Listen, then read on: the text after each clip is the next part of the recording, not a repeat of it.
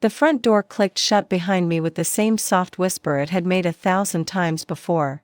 I stood in the marble foyer, my heels echoing against the cold stone as I searched through my purse for the third time. Nothing. My car keys weren't there. Damn it, I muttered, retracing my steps in my mind. The bedroom. I'd changed my earrings at the last minute, rushing to make it to Mom's birthday lunch on time. The keys had to be on the nightstand. I slipped off my heels. The coolness of the floor seeping through my stockings as I padded toward the staircase. The house felt different in the afternoon light.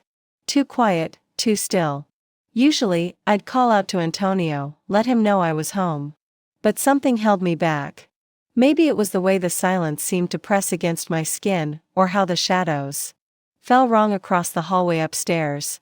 I reached the top of the stairs and turned toward our bedroom. The door was slightly ajar, and through the gap, I could see movement. My heart did a small flutter of anticipation. Maybe Antonio was home early. Maybe we could talk, really talk, about the distance that had grown between us like a canyon I couldn't cross. But as I approached, voices drifted through the crack. 2 voices. One was Antonio's, low and intimate in a way I hadn't heard him speak to me in months. The other made my blood turn to ice. She has no idea, does she? Vanessa's voice was soft, almost pitying. My sister, my twin sister, speaking in our bedroom like she belonged there. I pressed myself against the wall, my hands trembling as I fought to breathe quietly. Through the narrow opening, I could see them on our bed. My bed. Antonio's shirt was unbuttoned and Vanessa's dark hair spilled across the pillow I'd slept on just hours before. Leslie's always been so naive, Antonio replied, his fingers trailing along Vanessa's arm. She actually believed all those late nights at the office. She believed the story about needing space to work on our marriage. Vanessa laughed a sound like breaking glass. She believed everything just like when we were kids. Remember how easy it was to convince her that Mom loved her just as much as me? My legs gave out. I slid down the wall, my back scraping against the textured wallpaper as I sank to the floor. The words hit me like physical blows, each one landing with devastating precision. Speaking of Monica, Antonio's voice took on a different tone. When are you going to tell Leslie the truth about what your fathers will really said? Our father, Vanessa corrected, but there was something sharp in her voice. And why would I tell her anything? She's getting exactly what she deserves. Nothing. But the lawyer said what I paid him to say. Vanessa's voice was cold now, calculating. Leslie doesn't need to know about the other half of the inheritance. She doesn't need to know about the letters. She doesn't need to know about anything. The world tilted sideways. I pressed my fist against my mouth to keep from crying out, tasting blood where my teeth cut into my knuckle. Letters? What letters? And what inheritance?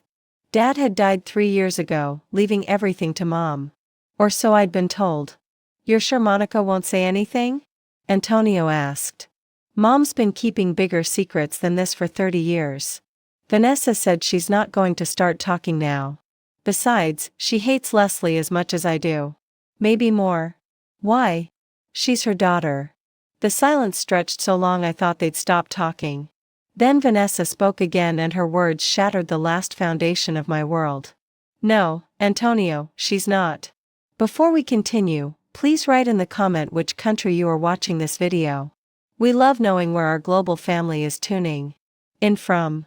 And if this is your first time on this channel, please subscribe. Your support helps us bring even more epic revenge tales of life. Enjoy listening. I don't remember how I got to my car. One moment, I was crumpled on the hallway floor. The next I was sitting in my Honda in the driveway, staring at the house I called home for 5 years. My hands shook as I gripped the steering wheel, Vanessa's words echoing in my mind like a death nail. She's not. Not what? Not Monica's daughter? That was impossible. I had birth certificates, baby photos, memories of Mom braiding my hair, and reading me bedtime stories. I had 28 years of being Leslie Herbert, daughter of Monica and the late Franklin Herbert, twin sister to Vanessa. But even as I tried to convince myself it was a lie, pieces began falling into place. The way Mom's face would go blank when I asked about my early childhood. How she and Vanessa shared private jokes I never understood. The way I'd always felt like an outsider in my own family, watching from the sidelines as they connected in ways I couldn't. I drove to the cemetery where Dad was buried, not knowing where else to go. The afternoon sun cast long shadows across the headstones, and I found myself kneeling beside the marble marker that read Franklin Herbert, beloved husband and father. "What did you do, Dad?" I whispered to the stone. "What did you do to me?" My phone buzzed.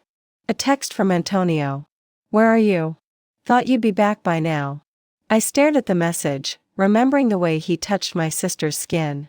The casual cruelty in his voice when he'd called me naive. How long had they been planning this? How long had I been living a lie? Another text. "Monica's looking for you." Something about lunch. Mom's birthday lunch. I'd completely forgotten. The thought of sitting across from her, pretending everything was normal while these secrets burned inside me, made my stomach turn. But maybe I could find answers. I drove to my childhood home, the small ranch house where I'd grown up believing I belonged. Monica was waiting in the kitchen, her silver hair perfectly styled, her makeup flawless despite being 62 today. "Leslie, there you are," she said, but her smile didn't reach her eyes. I was starting to worry. "Sorry, Mom. I got held up." She studied my face with those sharp brown eyes that had never looked quite like mine. "You look pale. Are you feeling all right?" "Just tired." I sat at the kitchen table where I'd done homework as a child. Where I told her about my first kiss. Where I'd cried about college rejections. "Can I ask you something?" "Of course." The endearment felt like a knife between my ribs. "Do you have any pictures of me as a baby? Like really early ones?" Something flickered across her face so quick I almost missed it. "You know I do. They're in the albums upstairs." "Not those ones. I mean from the hospital when I was born." Monica's hand stilled on the coffee cup she'd been holding. "Why would you ask that?" I was thinking about family history for Antonio and me, you know, when we have kids." The lie came so easily. I surprised myself, but Monica's reaction told me everything I needed to know. Her face went ashen and her hands actually trembled. "Leslie, why don't you tell me what's really going on?" I looked at this woman who'd raised me, who taught me to ride a bike and helped me with my wedding dress, and felt my heart breaking in real time. Who is my real mother? The coffee cup slipped from Monica's hands, shattering against the tile floor. Brown liquid spread across the white surface like a stain that would never come out. "Lizzie, please." My voice cracked. "Please just tell me the truth." Monica aged 10 years in front of me. She sagged against the counter, her perfectly composed mask finally slipping. "How did you find out?"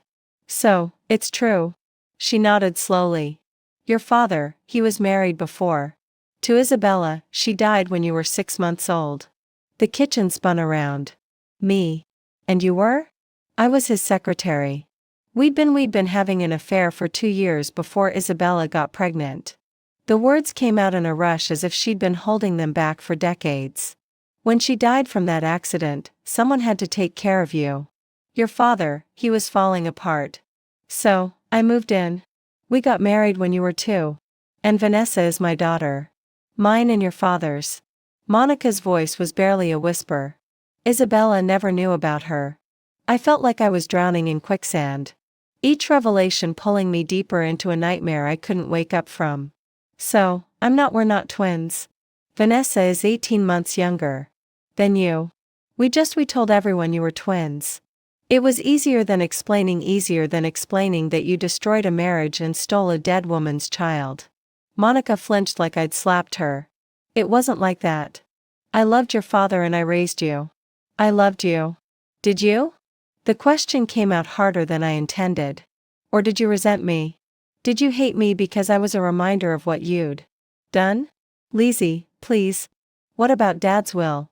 What about the inheritance?" Monica's face went white. "What about it? What did it really say, Mom? What did it really say?" She was quiet for so long, I thought she wouldn't answer. Then so softly I almost didn't hear her. "He left half of everything to you. The house, the savings, the life insurance. Half to you, half to Vanessa. But you told me." I told you what I needed to tell you. Her voice was getting stronger now. More defensive. You had Antonio. You had your own life. Vanessa needed my inheritance. She needed security. She needed to know she was taken care of. I laughed. A bitter sound that echoed in the small kitchen. And I didn't. You were always so strong, Leslie. So independent. Vanessa was more fragile, more yours. Monica's silence was answer enough. I stood up, my legs shaky, but holding me. I need to see the original will. Leslie, I don't think I need to see it. And I need to see my birth certificate. My real birth certificate. Monica's shoulders sagged in defeat. There in your father's study, in the safe behind the bookshelf, I walked through the house that had never really been mine, past photographs of a family I'd never really belonged to, toward truths I'd never wanted to know. But as I reached the study door, I heard Monica's voice behind me. Leslie, you have to understand. Everything I did because I loved him. I loved your father so much. I turned back to look at her. This woman who'd given me life and taken it away in the same breath. What about Isabella? Did you love her too when you were sleeping with her husband? Monica's face crumpled. She was dying anyway. The answer. Your father was so lonely and I was there and she was dying of cancer when you were having an affair with her husband. I felt something inside me break completely. Not just my heart, but something deeper. The part of me that had always tried to see the good in people to find excuses for their cruelty. That part of me died in that moment. And in its place, something cold and clear and furious was born. Isabella was my mother, I said quietly. My real mother. And you let her die believing her husband was faithful. You let her die without knowing she had a daughter who would grow up calling her murderer. Mom. Lizzie, that's not fair. And then you stole my inheritance. You stole my identity. You let me believe I was someone I wasn't for 28 years. I walked into the study and began pulling books from the shelf, looking for the safe Monica had mentioned.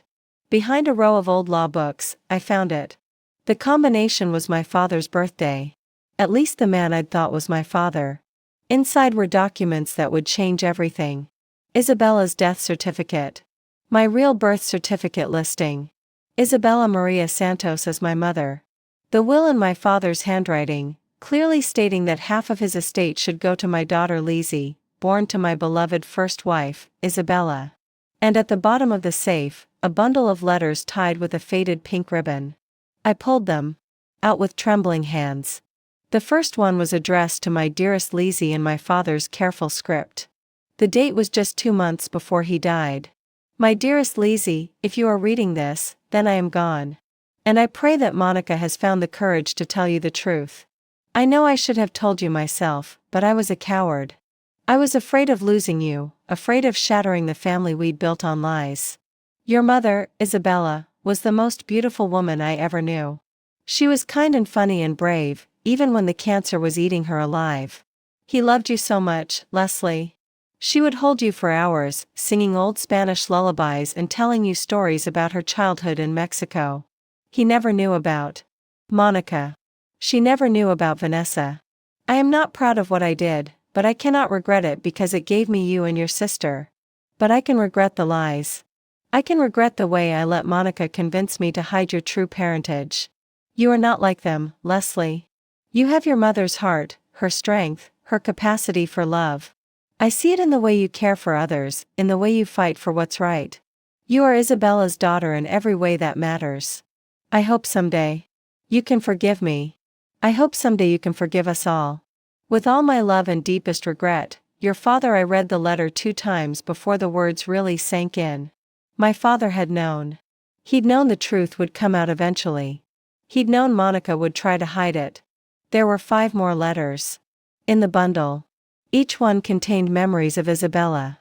Stories about my first 6 months of life. Details about the mother I'd never known. In one, he wrote about how Isabella had made him promise to tell me about her when I was old enough to understand. In another, he described her final days, how she'd held me and whispered that she would always watch over me. The last letter was different. It was dated just 1 week before he died, and it was addressed to Monica. Monica, I know you think I don't see what you're doing, but I do. I see the way you look at Leslie, the way you treat her differently than Vanessa. I see the resentment you carry and I understand it. But she is innocent in all of this. She is just a child who lost her mother. I am leaving half of my estate to Leslie and I want you to honor that. I want you to give her Isabella's jewelry, her photographs, her letters. I want you to tell her about her mother with kindness, not bitterness.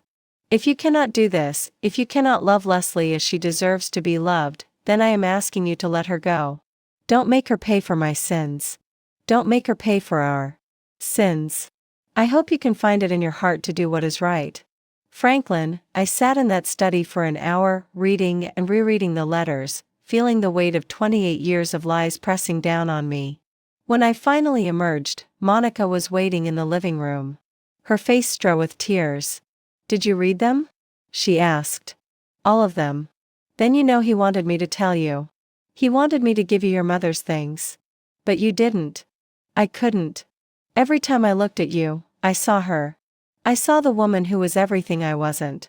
Beautiful, pure, worthy of his love. Monica's voice was raw with old pain. I tried to love you, Leslie. I really did. But every day you reminded me of what I'd done, of what I'd destroyed. I felt a strange sort of pity for her then, mixed with the rage that was still burning in my chest. So, you punished me for it. You and Vanessa both. Vanessa doesn't know about the letters. She just knows that her father loved you differently. Then he loved her. And Antonio, Monica's face hardened. Antonio came to me 6 months ago. He said he'd figured out there was more to the story. He said he'd done some digging, found some records. He wanted to know the truth. And you told him? I told him enough. I told him about Isabella, about the will. I thought if he knew you were going to inherit money, he'd treat you better. I thought he'd love you more. I stared at her. In disbelief. You thought he'd love me more if he knew I was rich. I thought he'd stay with you. I thought he'd take care of you. I didn't want you to be alone. So, you told him and he told Vanessa. I assumed so. They've been spending a lot of time together lately. The pieces were falling into place now, forming a picture so ugly I could barely look at it. Antonio hadn't fallen out of love with me. He'd never loved me at all. He'd married me thinking I was poor. The unwanted daughter of a working-class family. But when he'd learned the truth, he'd seen an opportunity, not to love me, but to use me. And Vanessa had always resented me, but now she had a reason to hate me. I wasn't just the sister who'd gotten more attention. I was the bastard daughter who'd stolen half of her inheritance. Where are my mother's things? I asked quietly. Monica looked surprised by the question. In the attic. In a trunk with her name on it. I want them, Leslie. I don't think I want them now. Monica led me upstairs to the attic where she pulled out a cedar trunk marked Isabella M. Santos in faded gold lettering. Inside were treasures I'd never known existed, photographs of a woman who looked exactly like me, jewelry that sparkled even in the dim light, letters written in Spanish that I would need to translate, and a small wooden box containing a saint's medal and a lock of dark hair. At the bottom of the trunk was a baby book filled with Isabella's careful handwriting. Every milestone was recorded. My first smile, my first tooth, the day I said mama for the first time. The entry stopped abruptly. At 6 months. And on the last page in shaky handwriting was a note. My beautiful Leslie, I am so sorry I cannot stay to watch you grow, but I will always be with you in your heart and in your dreams. Be strong, m'amour. Be brave. Be everything I know you can be. Oh my love, Mama. I closed the book and looked at Monica, who was watching me with something like fear in her eyes. I'm taking all of this, I said. Leslie, please, we can work this out. We can. No. I stood up, the baby book clutched to my chest. We can't. There's no working this out. There's no going back. I carried the trunk down to my car, making 3 trips to get everything. Monica followed me, pleading, but I didn't listen. I was done listening to lies. As I drove away from the house where I'd grown up, I felt something. Clarity. The hurt was still there, sharp and raw. But underneath it was something else. Something that felt like power. I knew who I was now. I knew what had been done to me. And I was going to make sure everyone paid for it. I didn't go home that night. Instead, I checked into a hotel downtown, a place where Antonio would never think to look for me. I spread Isabella's photographs across the small table by the window, studying the face that was so much like mine. In one picture, she was holding a baby, me, and smiling with such pure joy that it made my chest ache. My phone had been buzzing all evening. Antonio, Vanessa, Monica, all of them looking for me.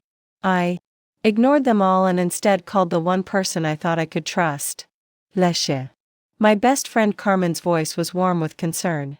Are you okay? You sound strange, Carmen. I need to ask you something and I need you to be completely honest with me. Of course. What's wrong? Have you ever noticed anything off about my family? About the way they treat me? Carmen was quiet for a long moment. Leslie, what happened? Just answer the question, please. Honestly, yes. I've always thought they were weird with you.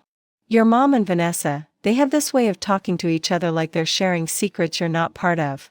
And Antonio, she trailed off. What about Antonio? I never liked him. I know you love him, but he's always treated you like you're not quite good enough. Like he's doing you a favor by being with you. The words hit like a physical blow, not because they were cruel, but because they were true. I'd spent so long making excuses for the way my family treated me that I'd stopped seeing what was right in front of me. Carmen, I need you to do something. For me. Can you find out what law firm handled my father's estate? Leslie, you're scaring me. What's going on? I told her everything. The affair, the lies, the stolen inheritance, Antonio and Vanessa's betrayal. Carmen listened without interrupting, and when I finished, she was quiet for a long time. Jesus Christ. She finally said. Leslie, I'm so sorry. I'm so sorry. I need to know what my legal options are. I need to know if I can still claim what's mine. I'll make some calls, but Leslie, are you safe? Where are you staying? I'm fine. I'm at the Marriott on 5th Street, room 418. I'm coming over. Carmen, you don't have to. I'm coming over. We'll figure this out together. While I waited for Carmen, I sat on the bed and read through more of my father's letters. Each one revealed new layers of deception, new ways Monica had twisted the truth. She told me my father had been proud of my independence, my strength. What he'd actually written was that he worried I'd become too hard, too closed off, because I'd never known a mother's love. She told me he'd wanted me to have a simple life free from the complications of wealth. What he'd actually written was that he hoped I'd use my inheritance to honor Isabella's memory, maybe by starting a scholarship fund for young mothers facing cancer. Every memory I had of my childhood was tainted now. Every bedtime story, every birthday party, every moment of what I'd thought was love. All of it was built on lies. Carmen arrived with Thai food and a bottle of wine. And we sat on the hotel bed eating pad Thai and planning my next move. I called my cousin Miguel. She said he's a lawyer specializes in estate law. He says if you can prove the will was altered or hidden, you might have a case, but you'll need evidence. I have the original will and the letters. That's a start. But Miguel says you'll need more. You'll need to prove that Monica and Vanessa knew about the original will and deliberately hid it from you. I thought about the conversation I'd overheard between Antonio and Vanessa. I might be able to get that. How? I need to record them. I need to get them to admit what they did. Carmen looked worried. Leslie, that sounds dangerous. If they've been lying to you for this long, who knows what else they're capable of? I can't just let them get away with this. Carmen, they stole 3 years of my life. They let me believe I was someone I wasn't. I know, but promise me you'll be careful. Promise me you won't do anything stupid. I promised, but even as I said the words, I was already formulating a plan. I was going to get my revenge, but I was going to do it smart. I was going to destroy them the same way they destroyed me. Slowly, methodically, and with surgical precision. The next morning, I drove to the law office that had handled my father's estate. I'd looked up the lawyer Monica had mentioned, Robert Kellerman. He'd been practicing for 30 years, had a good reputation, and according to his website, specialized in estate planning. When I walked into his office, his secretary looked confused. Mrs. Carey, I thought you were coming in next week. I need to speak with Mr. Kellerman about my father's estate, Franklin Herbert. The secretary's face went pale. Let me check if he's available. She disappeared into the back office and I could hear hushed voices. When she returned, she looked nervous. Mr. Kellerman will see you now. Robert Kellerman was a man in his 60s with silver hair and kind eyes. But when he saw me, those eyes filled with something that looked like guilt. Lizzie, he said, standing behind his desk. I wasn't expecting you. I have some questions about my father's will. Of course. Please sit down. I remained standing. I want to see the original will. The one my father actually wrote. Terman's face went ashen. I'm not sure what you mean. I mean the will that left half of his estate to me. Not the fake one you showed me at the reading. Leslie, I think there's been some confusion. There's no confusion, Mr. Kellerman. I found the original will in my father's safe. I know what he really wanted and I know you helped Monica hide it from me. Sellerman sank into his chair. How did you find out? Does it matter? What matters is that you helped them steal from me. You helped them lie to me. Leslie, you have to understand. Monica came to me in tears. She said you were fragile, that you couldn't handle the stress of managing that much money. She said your father had expressed concerns about your stability. So, you just believed her? She had a letter from your father. It said he changed his mind about the will. That he wanted everything to go to Monica and Vanessa. A letter you didn't bother to authenticate. Kellerman was quiet for a long moment. I should have. You're right. I should have investigated further. But Monica was so convincing and she was grieving and I thought I was helping. You were. Helping her steal my inheritance. What can I do to make this right? I leaned forward, my hands flat on his desk. You can help me get back what's mine. All of it. The money, the house, everything. Leslie, I don't know if that's possible. The estate has been settled for 3 years. The money has been spent. The house has been sold. The house was sold. Monica sold it about 6 months ago. She said she needed the money for medical bills. I felt like I'd been punched in the stomach. My father's house, the place where Isabella had lived, where I'd spent my first 6 months of life. Gone. Sold to pay for Monica's comfortable retirement. Where did the money go? Into accounts for Monica and Vanessa. I can get you the exact amounts, but it was substantial. Nearly $500,000. And you're going to help me get it back. Leslie, I want to help you, but I need to think about this carefully. I need to consider the legal implications. The legal implications of helping someone steal $250,000. I think those are pretty clear. Kellerman nodded slowly. What do you want me to do? I want you to document everything. Every conversation you had with Monica, every decision you made, every piece of evidence you ignored. I want you to help me build a case that will get me my inheritance and put them all in prison. Leslie, prison is a strong word. They committed fraud, Mr. Kellerman. They forged documents. They stole money.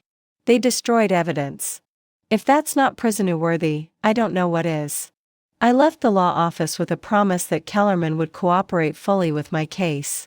But as I drove home, I realized that legal justice wasn't enough. I wanted them to feel the same betrayal I'd felt. I wanted them to experience the same devastation of having their entire world revealed as a lie. I was going to give them exactly what they'd given me. The complete destruction of everything they thought they knew about their lives. I returned home that afternoon with a plan. Antonio's car was in the driveway and I could see him pacing in the living room through the front window. When I walked in, he rushed to me with what looked like genuine concern. Leslie, thank God. I've been worried sick. Where were you? I needed some space to think about what? What happened at your mother's lunch? Monica called looking for you and she seemed upset. I studied his face looking for signs of the man I'd overheard in our bedroom. But Antonio was a good actor. He looked tired, worried, like a husband who'd been genuinely concerned about his missing wife. We had a fight, I said carefully, about family stuff. It's not important. It's important if it's upsetting you. Antonio reached for my hands and I let him take them. Leslie, I feel like we've been distant lately. I want to fix that. I want us to be close again. The sincerity in his voice made my skin crawl. I'd like that, too. Good. Why don't you go rest? I'll make dinner. We can talk about whatever's bothering you. I went upstairs to our bedroom, the same room where I discovered his betrayal just 24 hours ago. But now, I was looking at it with new eyes. I was looking for evidence, for clues, for anything that might help me understand how long this had been going on. In Antonio's nightstand, I found a receipt from a jewelry store. A diamond necklace purchased 2 weeks ago. My heart sank until I realized it wasn't for me. I'd never received any jewelry from Antonio. It was for Vanessa. I photographed the receipt and kept searching. In his closet, hidden behind a row of suits, I found a small overnight bag. Inside were clothes, toiletries, and a hotel key card from the Riverside in the same hotel where Vanessa had been staying since her apartment lease ended last month. The pieces were falling into place. This wasn't a new affair. This was a calculated plan that had been in motion for months, maybe longer. I heard Antonio calling from downstairs. "Lizzie, dinner's ready." I went down to find he'd made my favorite pasta dish, complete with candles and wine. Under other circumstances, it might have been romantic. Now it felt like a performance. "This looks wonderful," I said, taking my seat. "I thought we could use a nice evening together." Antonio poured wine for both of us. "I've been thinking about what you said about us being distant. I want to change that." "What do you think went wrong?" Antonio appeared to consider the question carefully. "I think I've been too focused on work. I've been neglecting you, neglecting us. But I want to make it up to you." "How?" "Well, I've been thinking. Maybe we should take a trip. Get away from everything. Just the two of us. We could go to that bed and breakfast and Napa you're always talking about." I smiled, wondering if he was planning to take Vanessa there instead. "That sounds nice. When were you thinking?" "Next weekend. I could take Friday off, make it a long weekend." "I'd like that." We ate dinner making small talk and Antonio was charming and attentive in a way he hadn't been in months. If I hadn't known the truth, I might have believed he was genuinely trying to save our marriage. After dinner, he suggested we watch a movie. We settled on the couch and Antonio put his arm around me, pulling me close. I forced myself to relax against him to play the part of the loving wife. "Lizzie," he said softly, "I love you." "I know I don't say it enough, but I do." "I love you too," I replied, the words tasting like ash in my mouth. "I want you to know that no matter what happens, no matter what anyone tells you, I'm here for you. I'm on your side." There was something in his tone that made me look up at him. "What do you mean?" "I just mean that families can be complicated. Sometimes people say things or do things that might seem hurtful, but I want you to know that I'll always support you." "Antonio, what are you talking about?" "Nothing specific. I just want you to know that I'm here for you. That's all." But I could see it in his eyes now. The guilt, the fear, the knowledge that his world was about to come crashing down. He knew I was close to discovering the truth and he was trying to manage me to control the narrative before it got away from him. "Antonio," I said carefully, "is there something you need to tell me?" "No, of course not." "Why would you ask that? You seem nervous, like you're hiding something." "I'm not hiding anything. I'm just worried about you." I decided to test him. "I found something yesterday in Monica's house." Antonio's body tensed, though he tried to hide it. "What kind of something?" "Letters from my father. About my inheritance." Antonio went completely still. "What letters?" "He left me money." "Antonio, a lot of money, but Monica never told me about it." "Leslie, I think you might be misunderstanding something." "Am I?" "Because the letters are pretty clear. He left me half of everything and Monica hid it from me." Antonio was quiet for a long moment and I could see him calculating his response. "Even if that's true, Leslie, the estate was settled years ago. You can't just what?" "Can't just claim what's rightfully mine." "That's not what I meant. I just meant that legally it might be complicated." "How would you know about the legal complications, Antonio? Unless you already knew about this." "I didn't know anything." "I'm just saying." "You're lying to me." I pulled away from him, standing up from the couch. You know something about this? I can see it in your face. Leslie, you're being paranoid. Am I, or am I finally seeing clearly for the first time in years? Antonio stood up too, and for a moment I saw something dangerous flash in his eyes. Careful, Leslie. You're talking about things you don't understand. What don't I understand? Explain it to me. You don't understand how the real world works. You don't understand that sometimes people have to make difficult decisions. You don't understand that not everything is about you. There was the mask slipping. The real Antonio, the one who saw me as naive and foolish, the one who thought I was too weak to handle the truth. You're right, I said quietly. I don't understand a lot of things, but I'm learning. I went upstairs, leaving Antonio standing in the living room. I could feel his eyes on me, calculating, wondering how much I actually knew. In our bedroom, I sat on the bed and called Carmen. How did it go with the lawyer? She asked. Good. He's going to help me build a case. But Carmen, I need you to do something else for me. What? I need you to help me set up a recording device. I need to catch them admitting what they've done. Leslie, I don't like this. It sounds dangerous. I can handle Antonio, but I need evidence.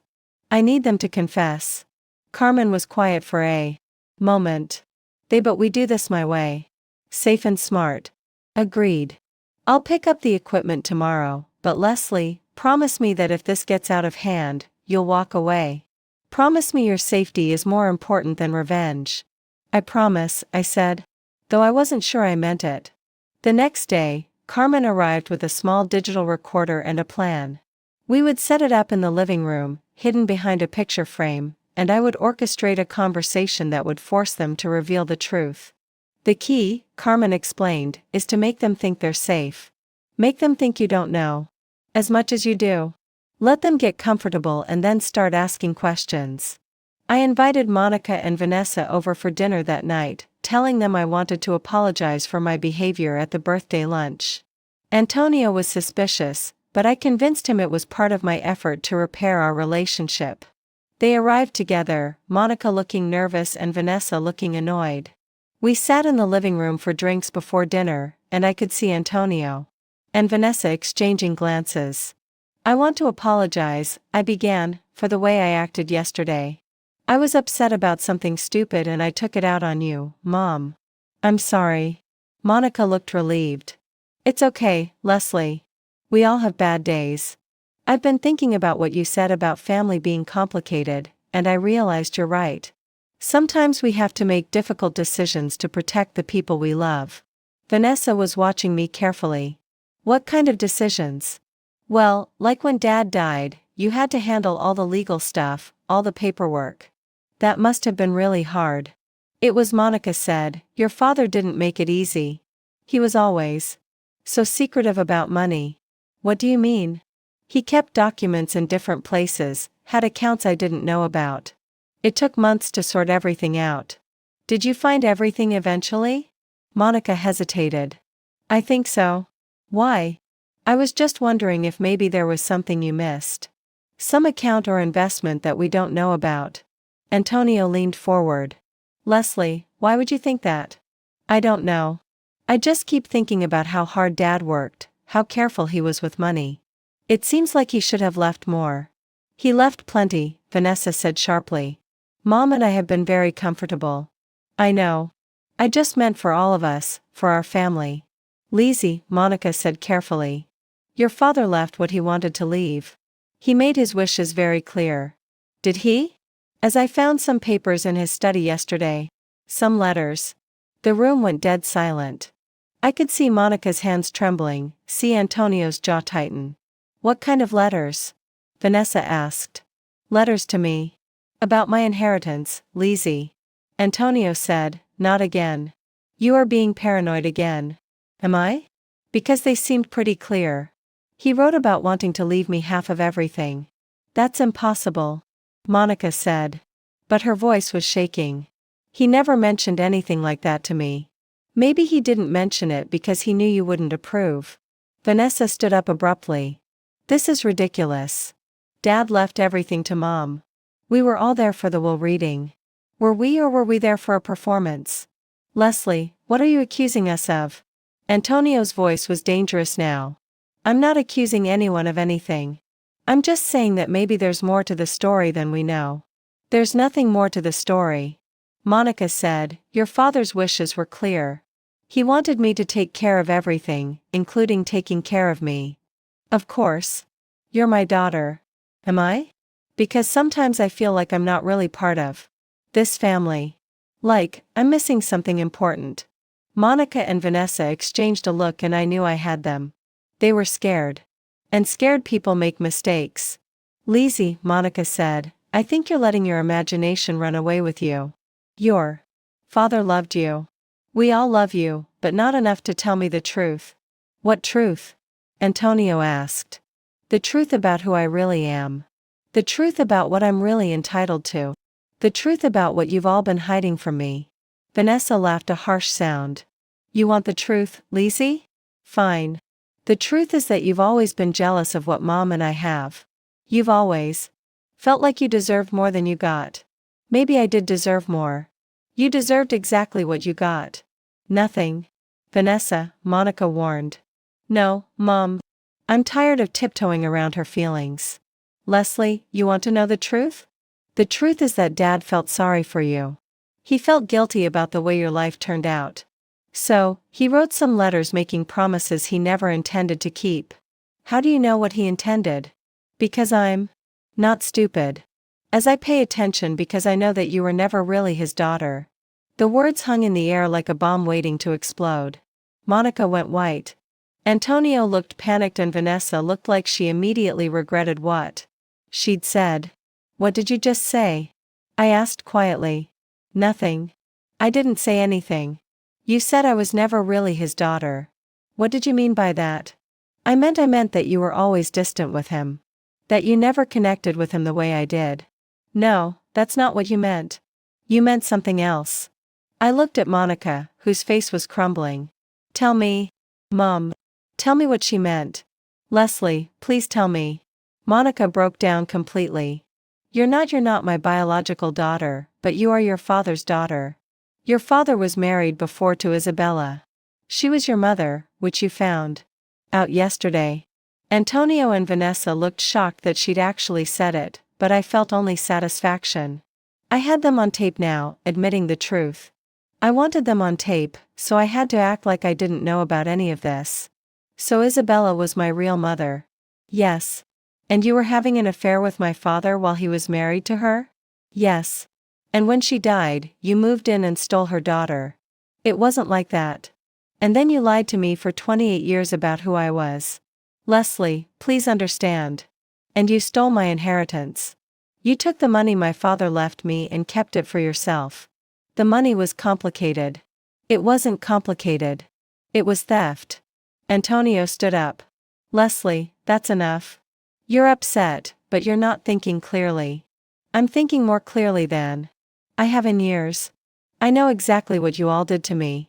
I know about the affair, the lies, the stolen money, and I know about you and Vanessa. Antonio went pale. What about me and Vanessa? I know you've been sleeping with her. I know you've been planning this together. Leslie, you're being paranoid. Am I? Then explain the hotel receipts. Explain the jewelry. Explain why you were in our bedroom yesterday afternoon talking about how naive I am. Vanessa looked panicked. Antonio, what is she talking about? Leslie, I think you need help. I think you're having some kind of breakdown. The only thing breaking down is your lies. I stood up feeling powerful for the first time in years. I want you all to know that I've recorded this entire conversation. I have evidence of everything. The original will, the letters, the receipts, the testimony from the lawyer who helped you forge documents. Leslie, you can't. Monica started. I can and I will. I'm going to destroy all of you the same way you destroyed me. I walked to the hidden recorder and held it up. Every word, every confession, every admission of guilt. Monica was crying now. Huge sobs that shook her whole body. Leslie, please. I erased you. I loved you.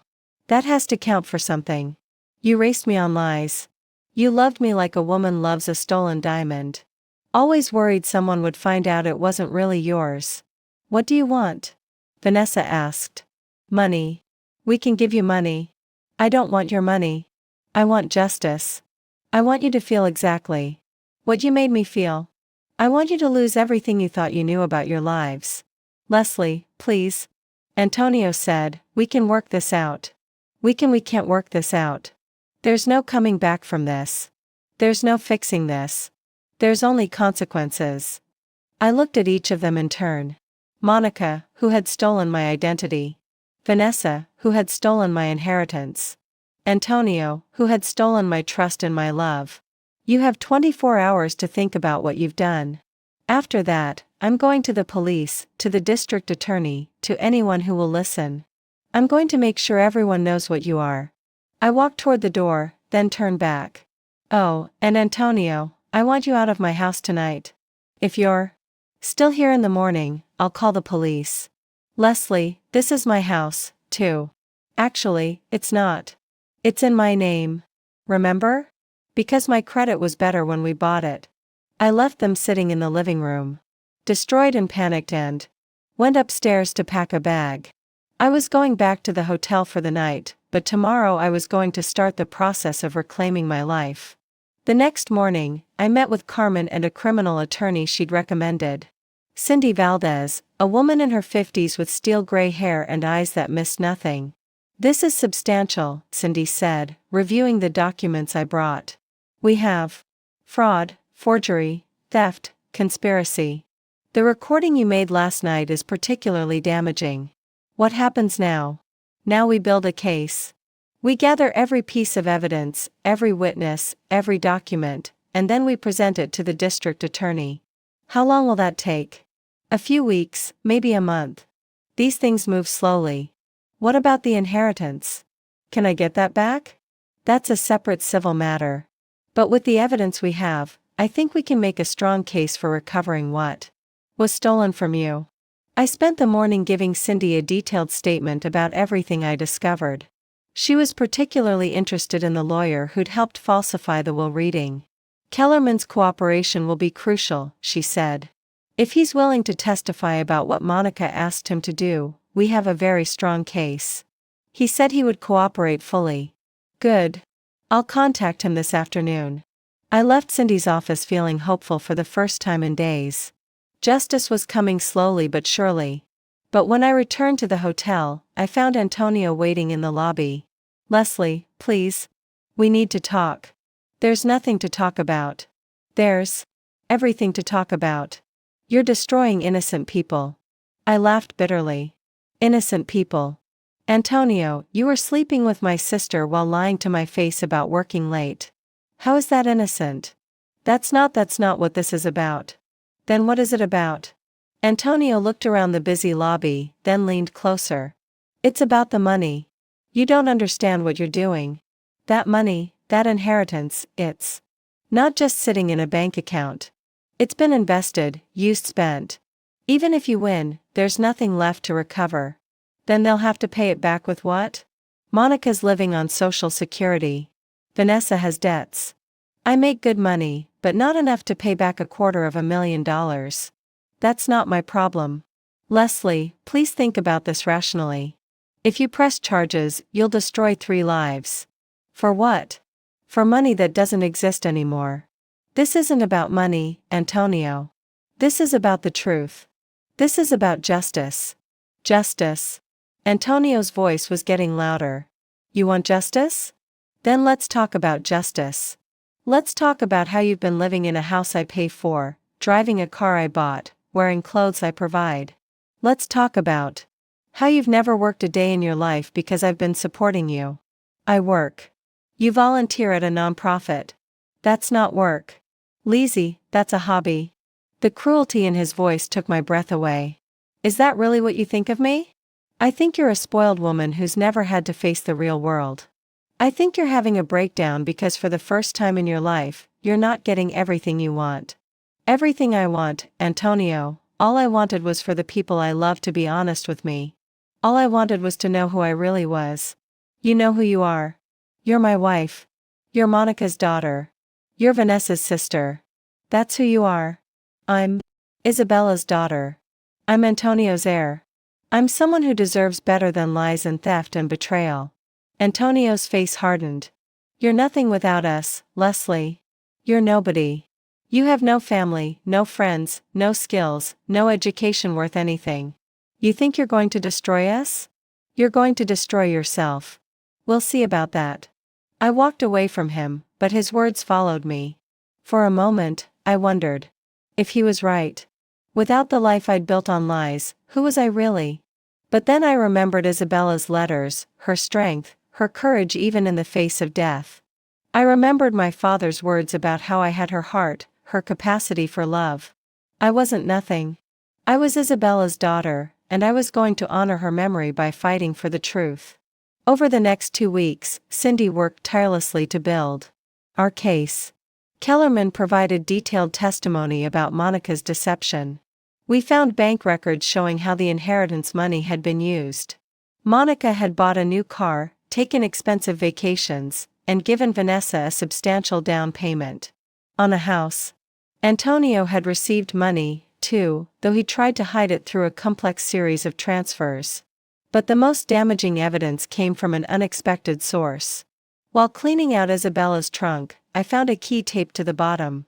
It opened a safety deposit box at a downtown bank. A box that had been in Isabella's name and transferred to me after her death. Inside were documents that changed everything. Medical records showing that Isabella had been in remission when she died. The cancer hadn't killed her. Insurance investigator reports suggesting that her car accident might not have been accidental. And most shocking of all, a letter from Isabella to her sister in Mexico, dated just 2 days before her death. My dearest Rosa, I am writing this letter because I am afraid. I have discovered that Antonio is having an affair with his secretary. I have evidence, photographs, hotel receipts, love letters. I confronted him last week and he became violent. He has never hit me before, but I saw something in his eyes that terrified me. I am planning to leave him and take Lizzie with me. I have spoken to a lawyer about divorce and I am going to file the papers next week. I wanted you to know in case something happens to me. Antonio has been acting strange lately. He keeps asking about my life insurance policy, about what would happen to Lizzie if something happened to me. I think he is planning something terrible. Please, if something happens to me, make sure Leslie knows the truth. Make sure she knows that her mother loved her and fought for her until the very end. Oh, my love, Isabella. I sat in the safety deposit box viewing room holding the letter with trembling hands. Isabella hadn't died of cancer. She died because she discovered the affair and tried to leave. And my father, the man I'd grieved for, the man whose letters I'd treasured, had murdered her. Cindy was stunned when I showed her the letter. This changes everything, she said. This isn't just about fraud anymore. This is about murder. But it was 30 years ago. The statute of limitations. There's no statute of limitations on murder. And if we can prove that Monica knew about this, that she was complicit in covering it up, she's an accessory. We brought the letter to the police that afternoon. Detective Maria Santos, ironically sharing my mother's surname, was assigned to the case. She was a woman in her 40s with kind eyes and a gentle manner, but I could see the steel beneath her surface. This is a serious accusation, she said. We'll need to reopen the investigation into your mother's death. What does that mean? It means we'll exhume the body. We'll look at the accident scene again. We'll interview anyone who's still alive from the original investigation. The thought of Isabella's body being disturbed made me sick, but I knew it was necessary. How long will that take? Weeks, maybe months. These things take time. What about the fraud charges? What about Monica and Vanessa and Antonio? Those will proceed separately. The district attorney has reviewed your case, and he's confident we can get convictions on multiple charges. I left the police station feeling overwhelmed. I'd wanted justice for the lies and theft, but murder, that was something else entirely. That was a darkness I wasn't sure I was ready to face. But as I drove home to the hotel, I thought about Isabella's letter. She'd been planning to fight for me to take me away from the lies and danger. She died trying to protect me. The least I could do was fight for her. The arrests came on a Wednesday morning. I watched from my car as police cars surrounded Monica's house as they led her away in handcuffs. Antonio was arrested at his office and Vanessa was taken from her home. The charges were extensive: fraud, forgery, theft, conspiracy, and for Monica accessory to murder after the fact. The DA had found evidence that Monica had known about Isabella's suspicions, had known about the insurance investigation, and had helped cover up the truth. The story made the local news and suddenly everyone knew about the woman who discovered her entire life was a lie. Reporters called constantly wanting interviews, wanting to know how it felt to learn that your father was a murderer and your mother was a thief. I didn't talk to any of them. I had nothing to say to strangers about my private pain. But I did have something to say to the 3 people who destroyed my life. I went to see Monica first. She was being held without bail, deemed a flight risk. When they brought her into the visiting room, she looked years older than she had just weeks before. "Lizzie," she said, her voice barely a whisper. "I'm so sorry." Are you really sorry?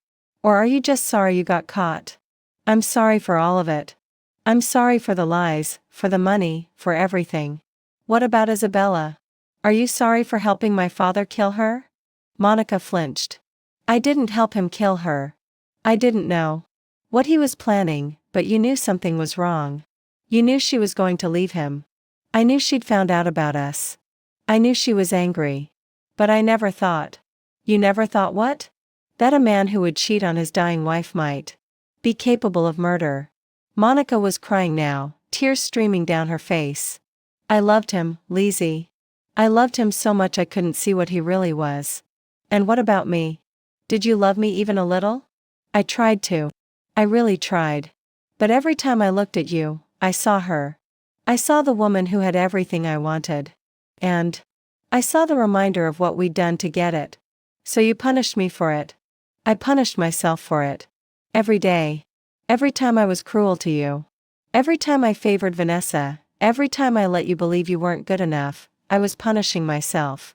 I stared at this woman who'd shaped my entire life, who'd given me love and poison in equal measure. That doesn't make it right. No, it doesn't.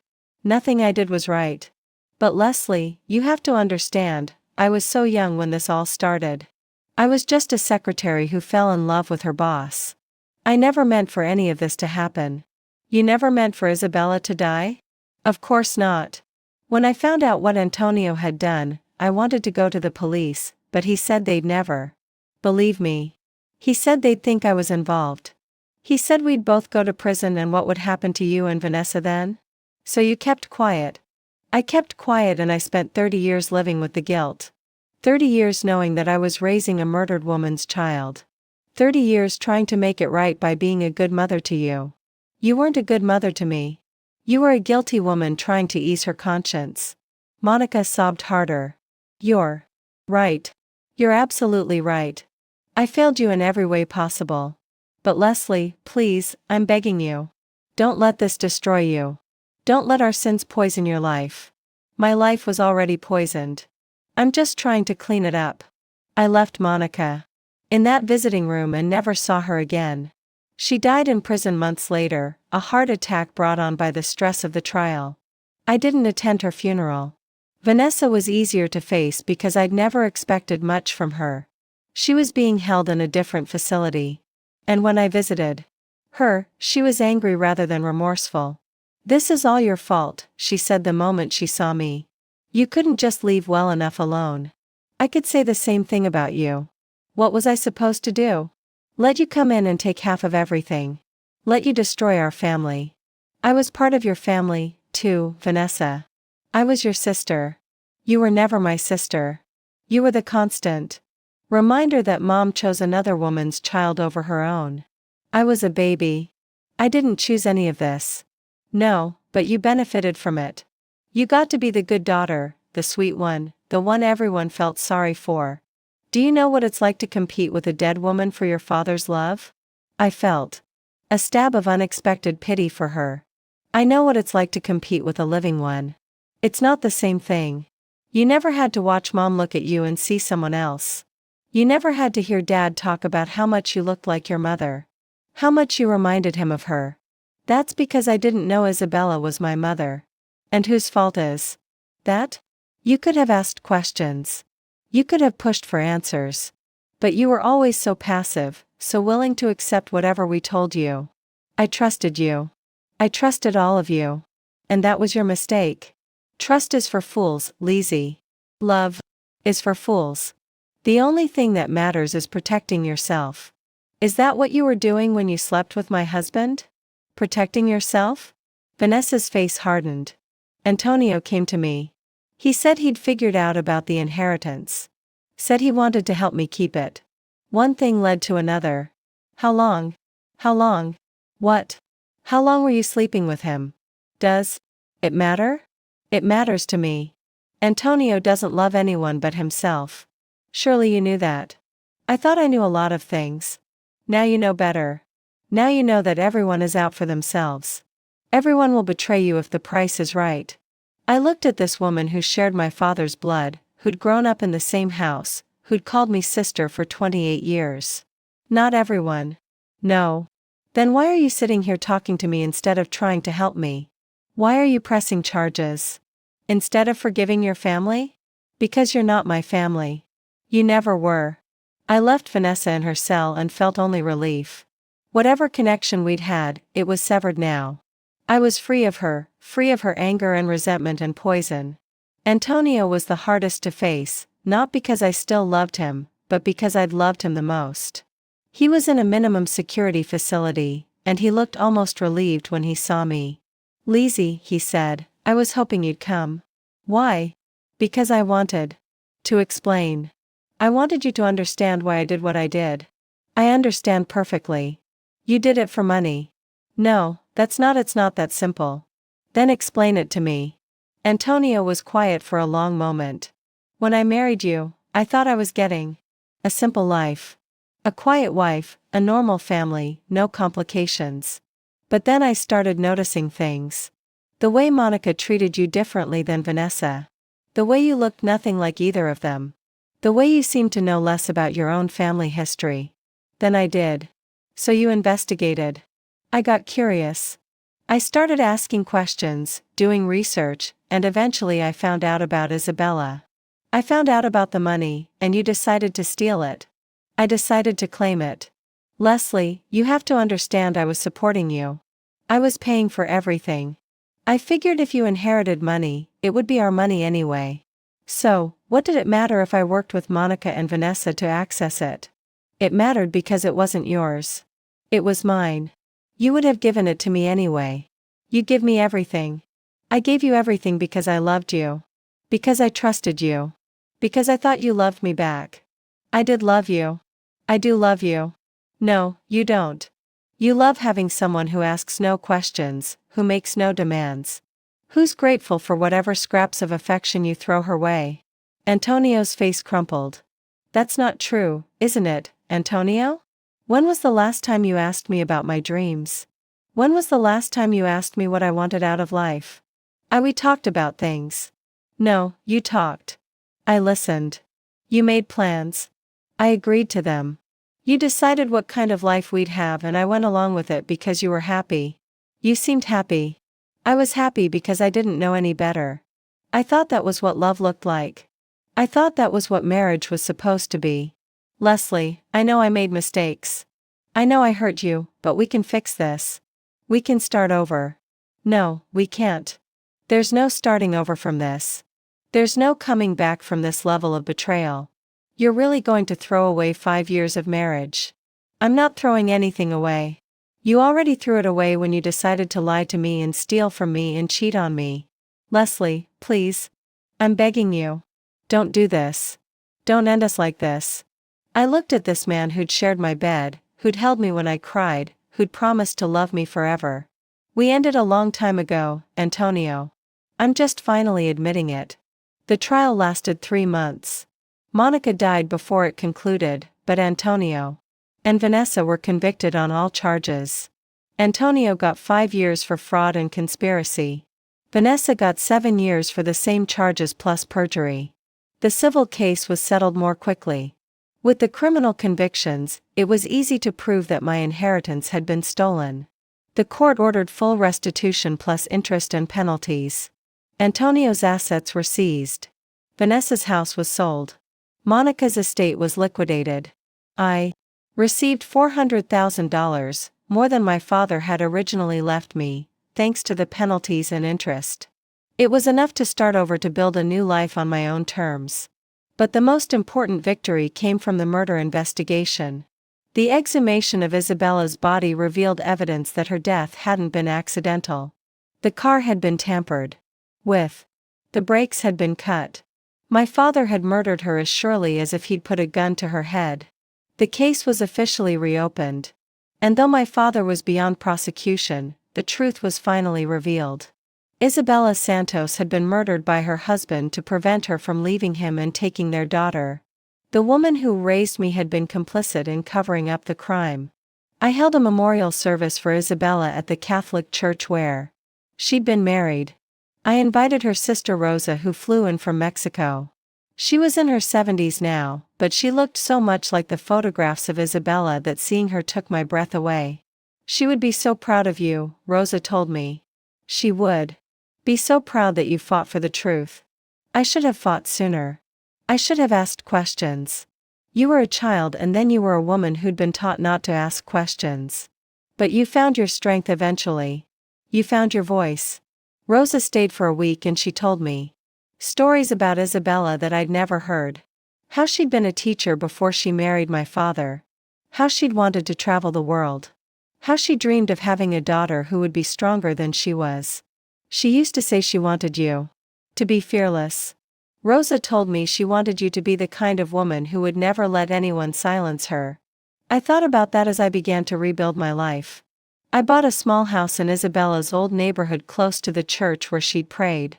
I started working, really working, at a non-profit that helped women and male escape abusive relationships. Yes, both gender, because I realized women can also be manipulative too, like Monica and Vanessa. I used my experience, my story to help others find their own strength. I also started writing. I wrote about Isabella, about the woman she'd been. And the daughter she tried to protect. I wrote about the lies I'd lived with and the truth I'd fought to uncover. I wrote about the difference between love and possession, between family and blood, between justice and revenge. The book was published 2 years later. It became a bestseller not because it was sensational, but because it was honest. It was the story of a woman who'd lost everything she thought she knew about herself and found something better. The truth. 5 years after that day, I forgot my keys. I stood in the cemetery where Isabel was buried. I'd had her headstone replaced with something more fitting. Isabella Santos Herbert. Beloved mother, brave woman, forever remembered. I came here every month, sometimes to talk to her about my life. Sometimes just to sit in the quiet and remember. Today was different. Today I had news. I'm getting married. I told the headstone. His name is Miguel and he's Carmen's cousin. You remember Carmen? My best friend. She's the one who helped me through everything. Miguel was a lawyer, but more than that, he was a good man. He'd known my story from the beginning, had helped me through the legal battles, had been patient while I learned how to trust again. He knows about you, I continued. He knows about Isabella Santos, about the woman who fought for her daughter until the very end. He knows that I'm not just Leslie Herbert anymore. I'm Lizzie Santos Herbert, and I'm proud of both names. I placed fresh flowers on the grave. White rose is Isabella's favorite according to Rosa. I wish you could be there. I wish you could see the woman I've become. But maybe she could see. Maybe she knew that her daughter had finally found her voice, had finally learned to fight for herself. Maybe she knew that her death hadn't been in vain. That it had eventually led to justice. I stood there for a long moment, feeling something I hadn't felt in years. Complete peace. The weight that had pressed down on my chest for so long was finally gone. The nightmares had. I touched the headstone one last time. Thank you, Mama. Thank you for being strong enough to leave those letters. Thank you for fighting even when it seemed hopeless. Because of you, I learned that I could fight, too. As I walked away from the cemetery, the sun broke through the clouds, warming my face. I thought about my wedding next month, about the life Miguel and I would build together, about the advocacy work I'd started for others in similar situations. My phone buzzed with a text from Miguel. "How are you feeling, mi amor?" I smiled as I typed back. "Happy. Really truly happy." And I was, for the first time in my adult life, I was genuinely deeply happy. The happiness wasn't just about Miguel or the wedding or even the justice we'd achieved. It was about something deeper. The happiness that comes from knowing who you are, from living authentically, from turning pain into purpose. I got into my car and drove home, windows down, music playing, feeling like I could fly. The woman I'd become was stronger than I'd ever imagined possible. She was a fighter, a survivor, a force for change. She honored her mother's memory, not through silence and fear, but through courage and